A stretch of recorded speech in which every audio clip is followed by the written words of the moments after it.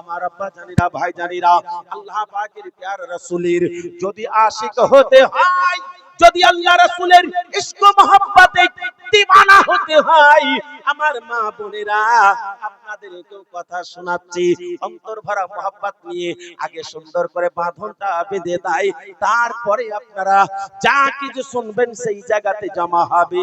সুখের জীবন, শান্তি সাজন, সুখের জীবন, শান্তি সাজন চাও যদি গো ও নারী, স্মরণ করো মা ফাতেমা কেমন ছিল সংসারী, স্মরণ করো মা ফাতেমা কেমন ছিল সংসারী।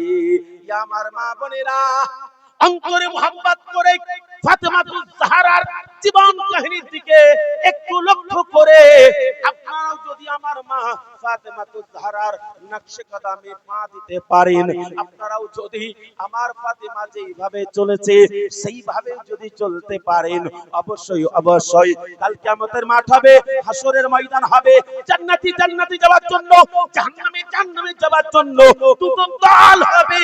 যত জান্নাতি নারী হবে সমস্ত জান্নাতি নারী আমার মা ফাতেমাতুজ জাহরার পিছনে পিছনে জান্নাতে চলে যাবে।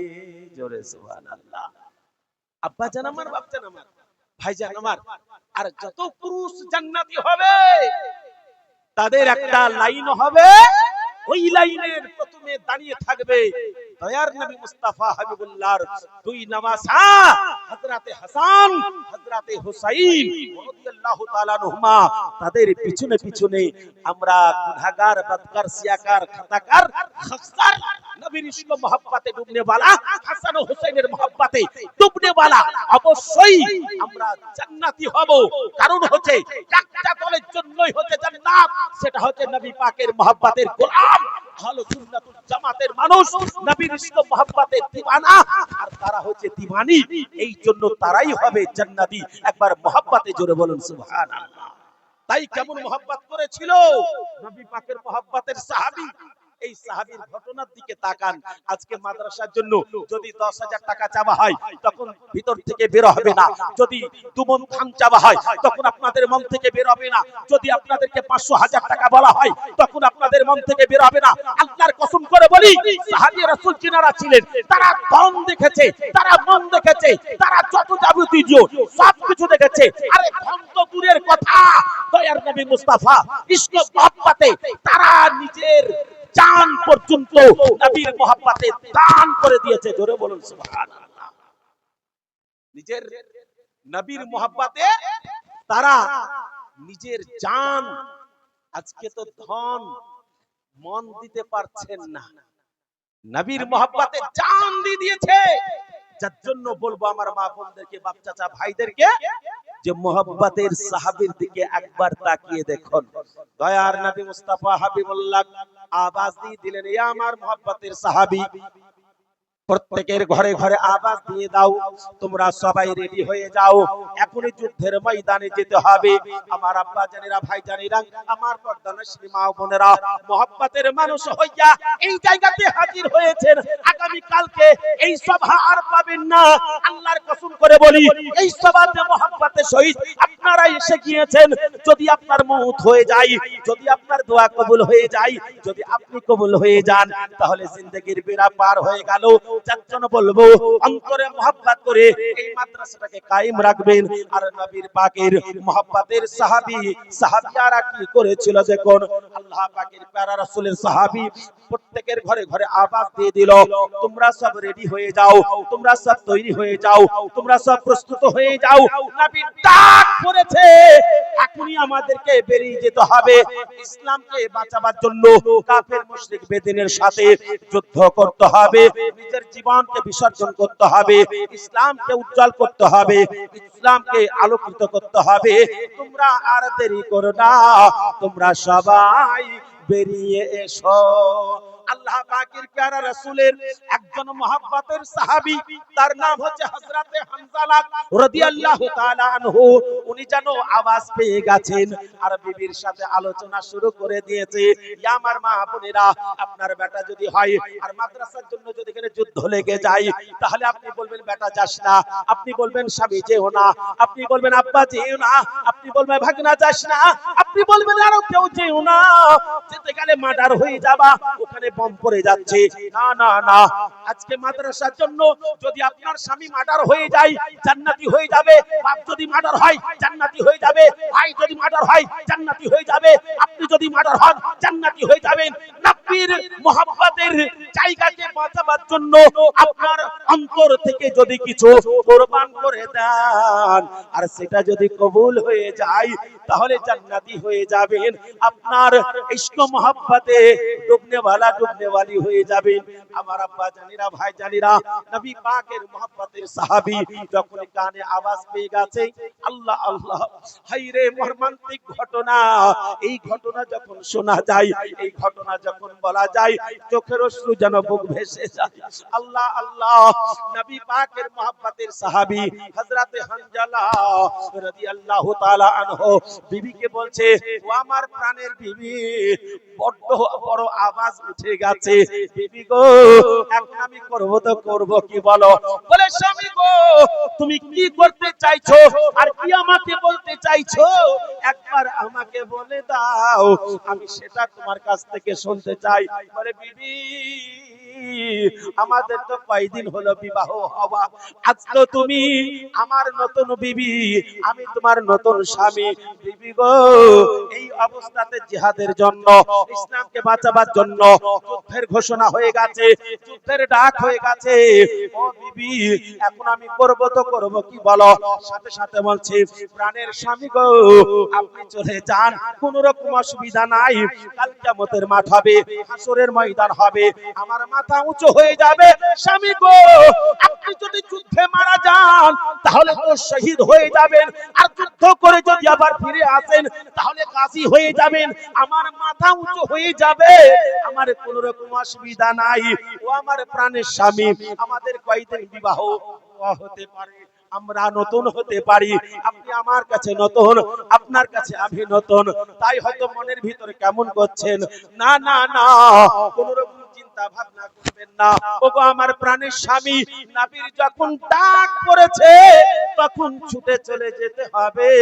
কবি ওই কথায় আওয়াজ দেয়, আর দেশকে যখন স্বাধীন করে সেই দিন একটা আওয়াজ উঠেছিল, তোমার ডাক শুনে যদি কেউ না আসে তবু একলা চলো রে, তোমার ডাক শুনে যদি কেউ না আসে তবু একলা চলো রে, একলা চলো, একলা চলো, একলা চলো রে, তোমার ডাক শুনে যদি কেউ না আসে তবু একলা চলো রে। এটা দেশকে বাঁচাবার জন্য স্লোগান হয়েছিল। আল্লাহ পাকের প্যারা রাসূলের সাহাবী আওয়াজ দিয়ে বলছে, প্রাণের বিবি গো, এখন কি করা যায়? বিবি তখন বলছে, স্বামী আর দেরি করা যাবে না, কে যেছে কে যাই না, দেখার দরকার নাই, আপনি তাড়াতাড়ি তৈরি হয়ে যান। বলে বিবি গো, তোমার সাথে আমার মিলন হয়েছে, আমার শরীর নাপাক হয়ে আছে, বিবি এখন যদি আমি ফরজ গোসল করি তাহলে জামাত আগিয়ে যাবে, তারা আগে চলে যাবে, কোথায় যাবে, কোন দিকে যাবে, আমি তাদের কাছে হয়তো আর শামিল হতে পারবো না, হাজির হতে পারবো না, তাদের সাথ দিতে পারবো না। বিবি আমি এখন কি করব ভালো? সাথে সাথে বিবি বলছে, প্রাণের স্বামী গো, আপনার শরীর নাপাক হয়ে আছে, আর নাপাক অবস্থাতে আপনি যদি চলে যান তাহলে কি হবে? সাথে সাথে স্বামী উত্তর দিচ্ছে, বিবি গো, আমার যা হবে দেখা যাবে, আমি নবী পাকের মুহাব্বতের জামাতে হাজির হয়ে যাই। একবার জোরে বলা যায় সুবহানাল্লাহ। জামানা দিবানা ও গো মা আমেনা, তোমার লালের নাই তুলনা, তুলনা মা গো, তোমার लालेर नाई तुलना। मैं बड़े अदब व एहतराम के साथ ये गुजारिश करता हूँ कि जिनकी बाइक जिनकी गाड़ी पंडाल के अंदर है उनसे मेरी गुजारिश है, रिक्वेस्ट है, अपील है, निवेदन है कि मेरी आवाज उन तक अगर पहुंच रही है तो बराए मेहरबानी पंडाल के अंदर से गाड़ी को बाहर निकाले ताकि ये जगह बना करके चेयर लग सके, कुर्सी यहाँ लग सके, ताकि लोग इत्मीनान और सुकून के साथ बैठ सके। मैं बड़े अदब व एहतराम के साथ गुजारिश करता हूँ कि जिनकी गाड़ियां पंडाल के अंदर बाइक अगर लगी है तो अपनी बाइक को बाहर कर दे ताकि कुर्सियां लग सके और इत्मीनान और सुकून के साथ हमारी माँ बहनें बैठ सके और लोग बैठ सके। বক্তব্য বন্ধ করে যেন আগামীতে আর ঘোষণা না দিতে হয়।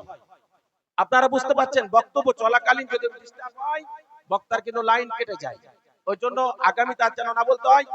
আপনারা তো জানতে পারছেন ঘোষণা হয়ে গেছে যে আপনাদের বাইকগুলো কোথা থেকে হটাতে হবে, একই কথা বারবার কেন? সুবহানাল্লাহ, নারায়ে তাকবীর, জোরে বলবেন নারায়ে তাকবীর।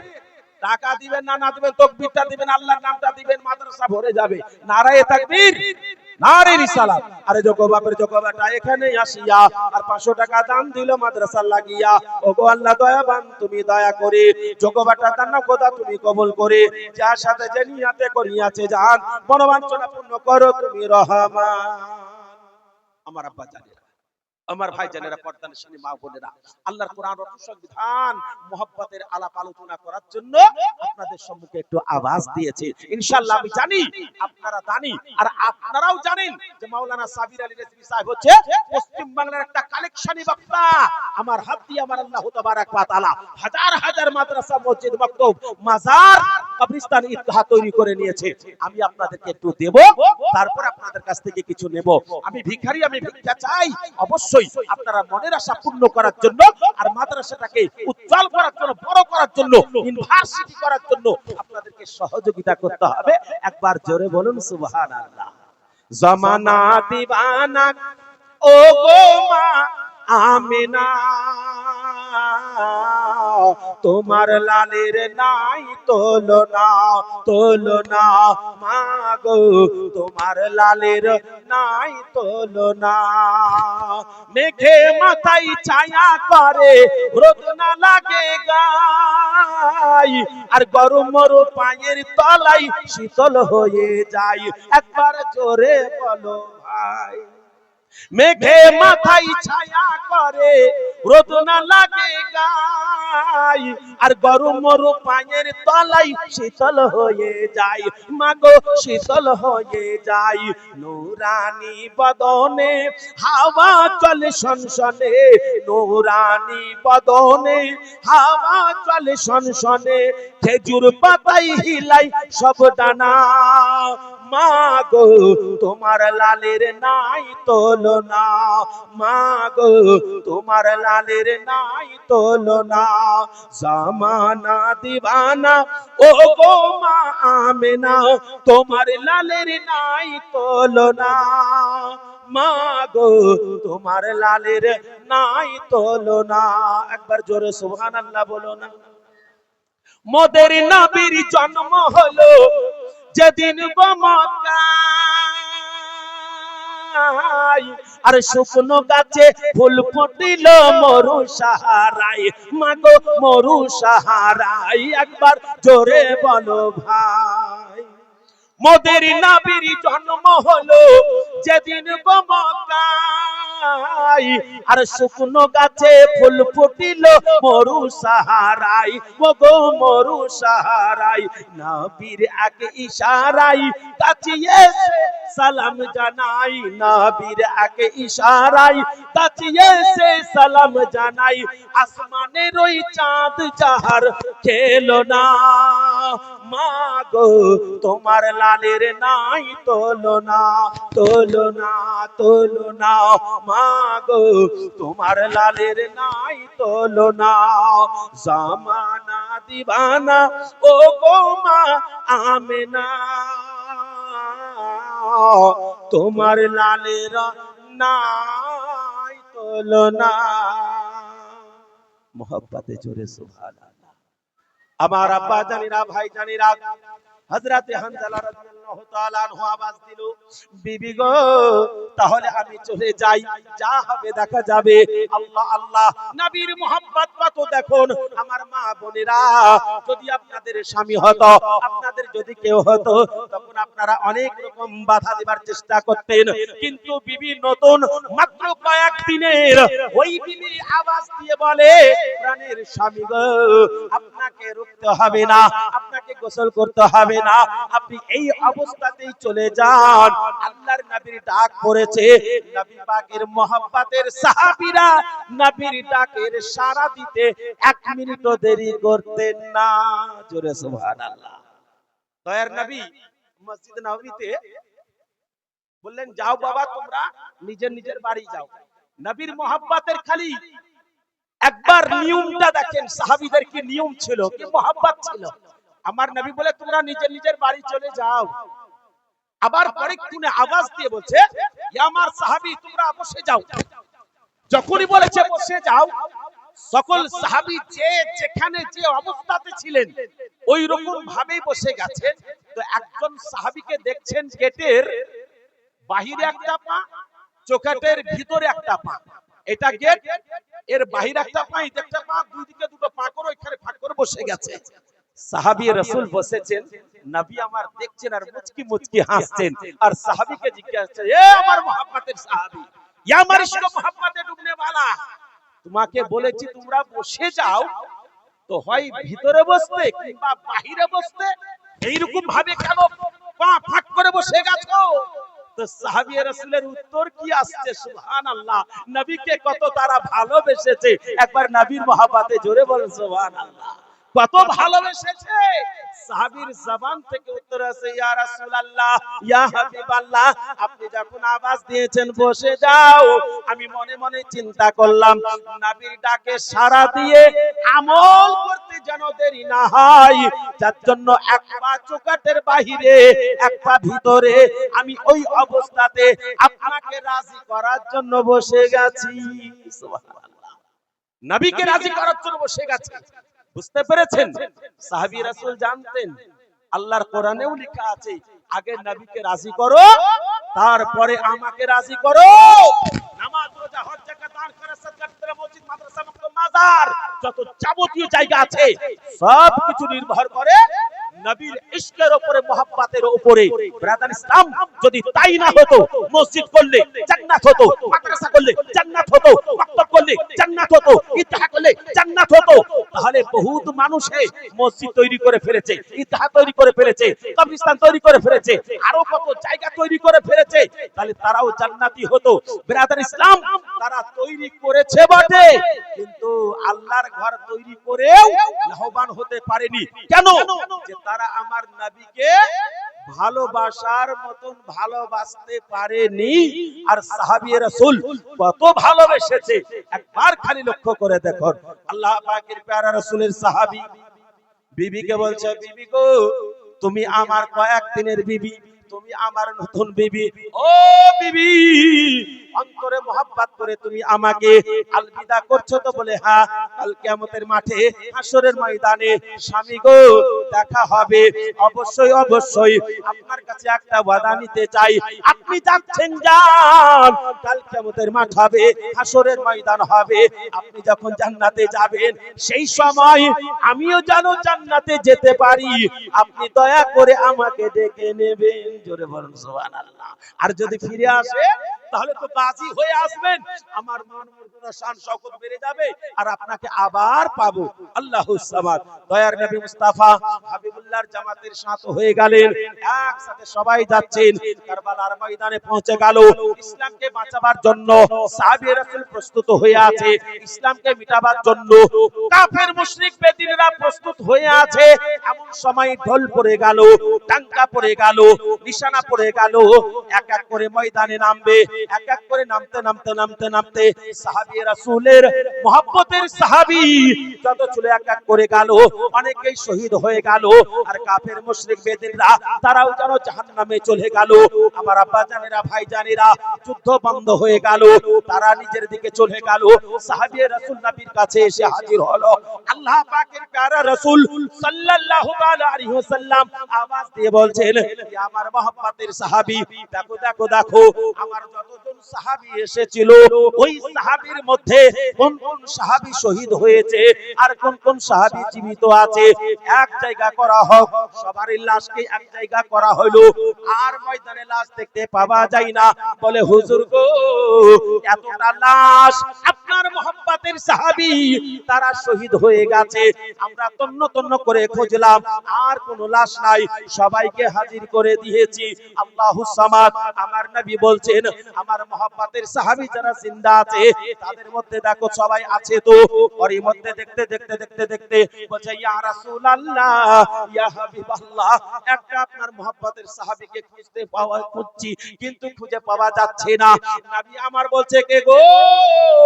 জানা সত্ত্বেও নবী আমার জিজ্ঞাসা করছেন, বলে আপনার ওই সাহাবী যেই সাহাবীর নতুন বিয়ে হয়েছে, নতুন বিবিকে বাড়িতে ছেড়ে আপনার মহব্বতে ইসলামকে বাঁচাবার জন্য যুদ্ধের ময়দানে এসে গেছিল, আর তাকে না জিন্দার দলে দেখতে পাওয়া যায় না শহীদের দলে দেখতে পাওয়া যায়। ইয়া রাসূলুল্লাহ, ব্যাপারটা কি বুঝতে পারি না।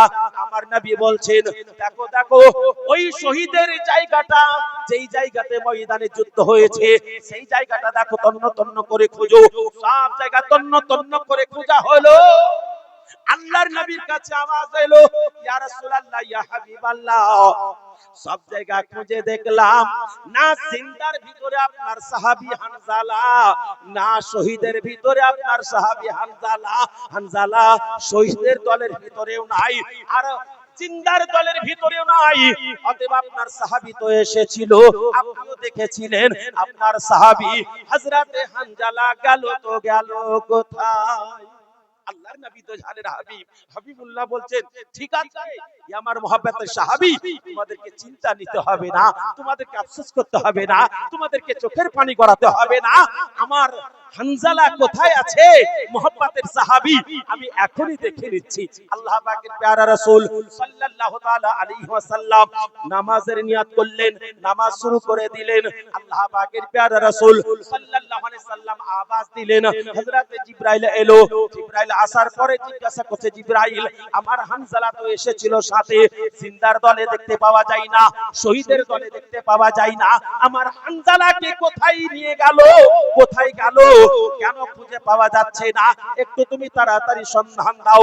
দয়ার নবী মুস্তাফা হাবিবুল্লাহকে বলে, ইয়া রাসূলুল্লাহ, ইয়া হাবিবাল্লাহ, আপনি শহীদের দলেও দেখতে পাবেন না, আপনি জিন্দার দলেও দেখতে পাবেন না। বলে কেন দেখতে পাওয়া যাবে না? বলে এই জন্য দেখতে পাওয়া যাবে না, সে নিজের নতুন স্ত্রীর সাথে মিলন করেছিল, তার শরীরটা নাপাক হয়েছিল। ওগো দয়ার নবী, ওগো মায়ার নবী হাবিবুল্লাহ, আপনার মহব্বতে পড়ে স্বামী স্ত্রীতে আলোচনা হয়েছে, নাপাক শরীর নিয়ে কি করব? দুজনে আলোচনা হলো, যদি নাপাক শরীরটাকে পাক করা হয় তাহলে নবীর দল চলে যাবে, কোন দিকে যাবে, কোথায় যাবে আর দেখতে পাবো না, আর শামিল হতে পারবো না। আর শামিল যদি না হতে পারি তাহলে আমার নবীকে কেমন করে মুখ দেখাবো? ওইদিকে লক্ষ্য করে স্বামী স্ত্রীতে আলাপ আলোচনা করে নাপাক শরীরে আপনার সাথ দিবার জন্য, ইসলামকে বাঁচাবার জন্য নাপাক শরীর নিয়ে ময়দানে এসেছিল, আর কাফের মুশরিক বেদিনদের সাথে যুদ্ধ করতে করতে শহীদ হয়ে গেছে। ইয়া রাসূলুল্লাহ, ইয়া হাবিবাল্লাহ, আমার আল্লাহ তাবারাক ওয়া তাআলা আওয়াজ দিলেন, এ জিবরাইল তাড়াতাড়ি যাও, আমার নবীর মুহাব্বতের গোলাম হযরতে হানজালার লাশটাকে আসমানের উপরে তুলে নিয়ে আসো। ইয়া রাসূলুল্লাহ, ইয়া হাবিবাল্লাহ, আল্লাহর হুকুমে আমি অনেক ফেরেশতা এনে আমি হানজালার লাশটাকে আসমানে নিয়ে চলে গেছি নবী গো, আর তাকে সুন্দরভাবে হাউজে কাউসারের পানি দিয়ে তাকে গোসল করিয়ে কাফন পরিয়ে একেবারে রেডি করে রেখে দিয়েছি, আপনার হুকুম হলেই আসমান থেকে জমিনে নামিয়ে দেব।